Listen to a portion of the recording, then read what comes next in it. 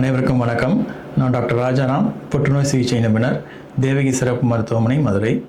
மார்பக புற்றுநோயானது ஒரு 10 to 15% பரம்பரையாக வரக்கூடியது. அதாவது ஹெரிடிட்ரி கேன்சர்னு சொல்லுவாங்க. நம் குடும்பத்தில் முன்னோர்கள், தாய் வழியில் வந்தவர்கள், சகோதர வழியில் வந்தவர்கள் யாருக்காவது மார்பக கேன்சர் இருந்துச்சு அப்படின்னா, நாம் ஒரு ஆரம்ப நிலையிலே ஒரு 30 வயதிலேயே இந்த ஜெனட்டிக் டெஸ்டிங், பிஆர்சி A1 A2ன்னு சொல்லக்கூடிய ஜெனட்டிக் டெஸ்டிங் நம்ம பிளட்லேயே, ரத்தத்திலே டெஸ்ட் பண்ணிக்கலாம். அந்த டெஸ்ட்டை நம்ம பண்ணுவதன் மூலமாக நமக்கு அந்த டெஸ்ட் பாசிட்டிவாக வந்துச்சு அப்படின்னா, இந்த மார்பக கேன்சர் வருவதற்கு நமக்கு வாய்ப்புகள் அதிகமாக இருக்குதுன்னு நம்ம தெரிஞ்சுக்கிறோம். ஸோ அது தெரிஞ்சதுனால நமக்கு இந்த மார்பக புற்றுநோய் வராமல் இருக்கிறதுக்கு செய்யக்கூடிய இந்த ஆரம்ப நிலையில் கண்டறியக்கூடிய டெஸ்ட்டுகளை நாம் 30 வயது முதலே நாம் செய்ய ஆரம்பிக்க வேண்டும். ஏனென்றால் இப்போ மற்றவங்களை கம்பேர் பண்ணும்போது உங்களுக்கு அந்த மார்பக கேன்சர் வருவதற்கான வாய்ப்பு ஜாஸ்தியாக இருக்கிறதுனால நாம் இந்த ஸ்க்ரீனிங் டெஸ்ட்னு சொல்லக்கூடிய டெஸ்ட் எல்லாம் பொதுவாக 40 வயசுக்கு மேலே செய்யக்கூடியவை.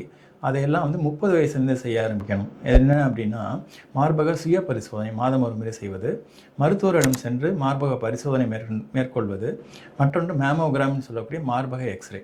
ஸோ இவையெல்லாம் வருடத்துக்கு ஒரு முறை செய்யும்போது நாம் இந்த கேன்சரை ரொம்ப சின்ன அளவில் ஆரம்ப நிலையில் கண்டறிவதோடு மட்டுமல்லாமல் அதில் ஏதாவது சந்தேகங்கள் ஏற்பட்டால் மேற்கொண்டு மேமோகிராம் சொல்லக்கூடிய அந்த எம்ஆர்ஐ டெஸ்ட் எடுப்பதன் மூலம் நாம் இந்த ஆரம்ப நிலையில் கண்டறியக்கூடிய புற்றுநோயை மிகவும் எளிதாக கண்டுபிடிக்கலாம். ஸோ இதன் மூலம் நமக்கு இந்த நோயிலிருந்து முற்றிலும் விடுபடக்கூடிய வாய்ப்புகள் மிகவும் அதிகம்.